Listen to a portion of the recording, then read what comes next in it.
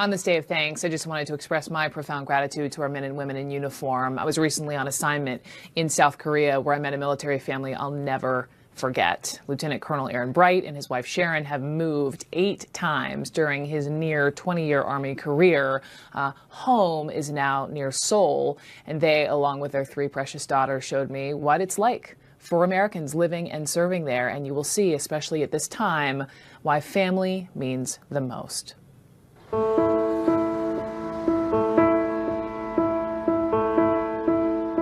We're in Camp Casey. We call this my house. We call the one in Yongsan my home. Because it's where your family is. Right, in a words matter kind of way. Here in Casey, I'm what's called Area 1. They have South Korea divided into areas based on how far away you are from North Korea. So this is as close as you can get. And then Area 2 encompasses Seoul, and they live in Yongsan, which is the base right dead in the center of Seoul. When did he have the conversation with you? Honey, we're moving to Seoul. We knew that we were finding out soon. So we knew he was getting a command. We were so happy about that. He called and he was like, okay, we know. So I knew like it was one of those, I'm gonna ease into it kind of thing, you know? So he told me South Korea and I was like, wow.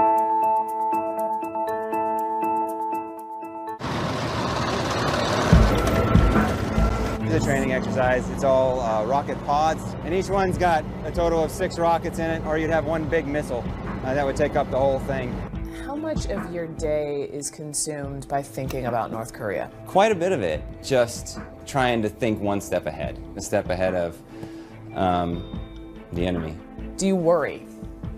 In terms of worry, I don't worry about myself or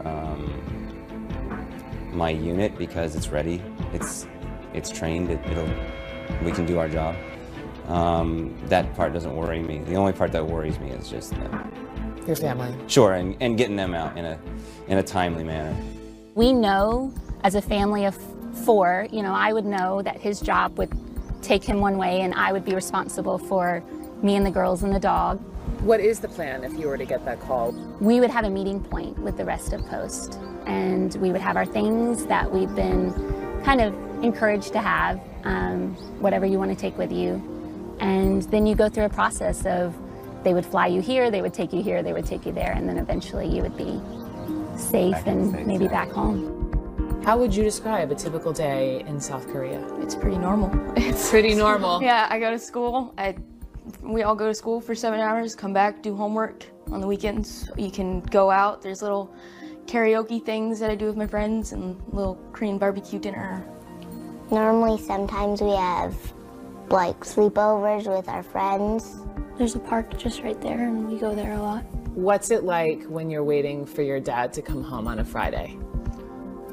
It's kind of like, is he home yet? Is he home yet? Is he home yet? It was the ticker tape parade, you know, every Friday, and it just started to wear on both of us. It did feel like a welcome home party every Friday, and I was like, okay, look, I need some normalcy. I personally asked on a Friday night, let's keep it light on Fridays. It just gives us a minute just to connect again, to ease back in, to being around each other.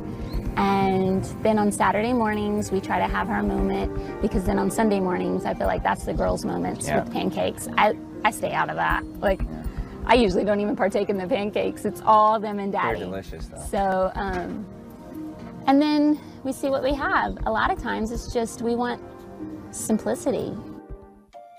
We covered so much of the heated up rhetoric, right, between Washington and Pyongyang. Can you feel that day to day over here? A little. The South Korean people are very, you know, it's just another day. They've seen worse, and it's infectious to us. We know what to do if it does happen. And this What's is the this it is kind happen? Of this is What's kind of the our it? job. Just, you know, full-on war, and we know, my soldiers know, we know exactly what to do. If and when that call came into you and you're ready to roll, what does the call look like between you and your wife? Ugh, I don't want to even think about that. I guess it's a phone call. Say, hey, see you later. Get out. Get out. Yeah. Is it tough for you to think about? Yeah, it is. That part's hard. Why?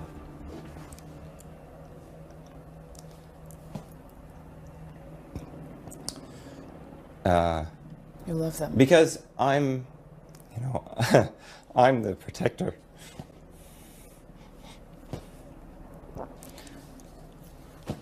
It's your job to protect your family. Right. And I can't. They have to go. I have to protect these guys. It's hard. The thing about that part is hard. What does your dad mean to you? It means a lot. He's a great father. I'm glad that he's around with us. He's an amazing person to have in our lives. He works and makes sure that we're safe and we're good. Tell me about your mom. She helps a lot. She has to put up with so much, like taking care of us during the week when Daddy's not here. Since we move so much, family is the thing that keeps constant. Like we always have Mom and Dad, we always have each other.